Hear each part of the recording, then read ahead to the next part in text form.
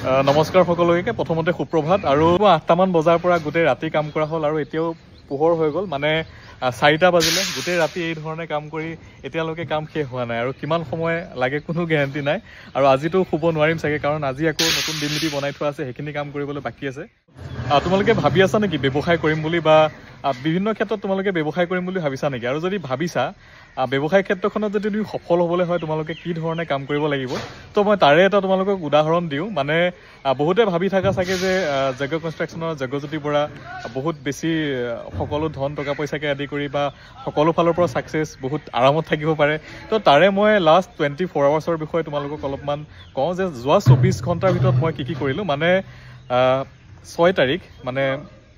যোৱাকালি আৰু 6 তাৰিখ তো 6 তাৰিখে ৰাতিপুৱা প্ৰায় 7টা 7:30 বজাত শোৱাৰ পৰা উঠি গা পা ধুই ঘৰত অলপমান টাইম অতিবাহিত কৰি 10টামান বজাত অফিচলৈ ওলাই আহিলোঁ আৰু অফিচত প্ৰায় যোৱাকালি 79জন আমাৰ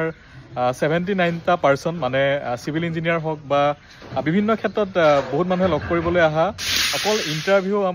ইণ্টাৰভিউ ল'ব লগা হৈছে 79জনৰ মানে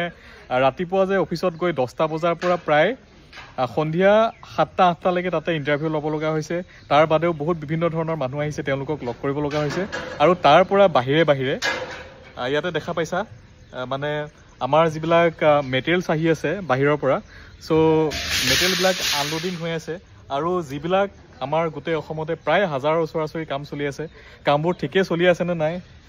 এইবোৰ হিচাপ লাগে যিমান যি মানুহ নিজে নৰখাওঁ কিয় নিজে নাচালে বস্তুবোৰ কেতিয়াও পাৰফেক্ট নহ'ব আৰু এই ধৰণে এতিয়া শুব পাওঁ নে নাপাওঁ সেইখিনি মানে চাবলগীয়া কথা যে এতিয়া গৈ টোপনি আহিব নে নাহিব আকৌ দিনটো আৰম্ভ হ'লে আকৌ নতুন দিনলিপি বনাই থোৱা আছে নতুনকৈ ভাবি থোৱা আছে কি কৰিম আজি দিনটোৰ কাৰণে তো এই ধৰণে যদি কাম কৰিব পাৰা তেতিয়াহ'লে ব্যৱসায়ত তুমি সফল হ'বা মানে আচলতে এটা কথা মই তোমালোকক ক'বলৈ যাওঁ যদি ভগৱানে কিবা এটা দি আছে ছাকচেছ হৈছা মানে যেতিয়ালৈকে তুমি ছাকচেছ হোৱা নাই তেতিয়ালৈকে কষ্ট কৰা আৰু যেতিয়ালৈকে তুমি মানে যেতিয়া ছাকচেছ হৈছা তেতিয়া তুমি আৰু কষ্ট কৰা তেতিয়াহে তুমি সেইখিনিত মানে টিকি থাকিব পাৰিবা বা সেইখিনি সময়ত আৰু আগুৱাব পাৰিবা যদি ভগৱানে তোমাক ভাল সময় দিছে ভাল সময়ত যদি তুমি এতিয়া কৰিব পাৰি আছা যদি নকৰি আৰাম কৰি আছা এনজয় কৰি আছা এণ্টাৰটেইনমেণ্টত বিজি আছা তেতিয়াহ'লে কিন্তু আকৌ ঠেকেচা খাই পৰোঁতে বেছি সময় নালাগিব গতিকে এই ধৰণৰ 24 ঘণ্টা পাৰ হ'ল এতিয়ালৈকে চকুত অকণো টোপনি নাই এই ধৰণে কাম কাজত ব্যস্ত মেটেৰিয়েলো আনলোডিং হৈ আছে লগতে লগৰ বহুকেইজন সতীৰ্থ একেলগে আমি কাম কৰি আছোঁ আৰু অকলে প্ৰত্যেকটো কাম কৰা সম্ভৱো নহয় চবৰে অৱস্থাবোৰ দেখাই পাইছে অফিচত মানে বেলেগ অৱস্থা আৰু ইয়াত চবেই গমেই পাইছে কি ধৰণে সময় অতিবাহিত কৰি আছে আৰু সমানে যিসকলে মানে মেটেৰিয়েল আনলোডিং কৰি আছে তেওঁলোকেও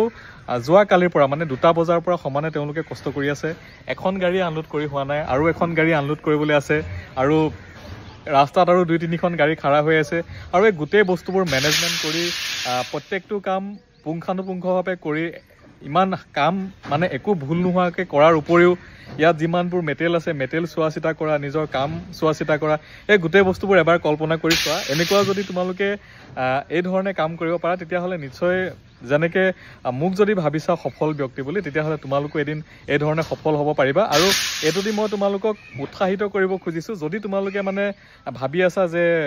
আৰামত কাম কৰি পেলাই ছাকচেছ হ'ম বুলি তেতিয়াহ'লে আৰামত কিন্তু ছাকচেছ নোহোৱা এই ধৰণৰ কষ্ট কৰিব লাগিব তেতিয়াহ'লে নিশ্চয় ছাকচেছ হ'বা তো সৎ পথত থাকি এই ধৰণে কষ্ট কৰি দিমাগো লগাব লাগিব হাৰ্ডৱৰ্কো কৰিব লাগিব সতত থাকি কাম কৰিব লাগিব তেতিয়া এই ধৰণে তোমালোকেও আগবাঢ়িব পাৰিবা আৰু আমিও কষ্ট কৰি আছোঁ নতুন কিবা কিবি কৰিবলৈ মানুহৰ প্ৰব্লেমবিলাক ছল্ভ কৰিবলৈ যিমান পাৰোঁ চেষ্টা কৰি আছোঁ যিমানলৈকে মানে শক্তি দিয়ে ভগৱানে সিমানলৈকে আমি কাম কৰি অসমৰ ৰাইজৰ হৈ কিবা এটা কৰাৰ সকলোকে প্ৰতিশ্ৰুতি দি থৈছোঁ গতিকে সেই ধৰণে আমি আগবাঢ়ি আছোঁ ধন্যবাদ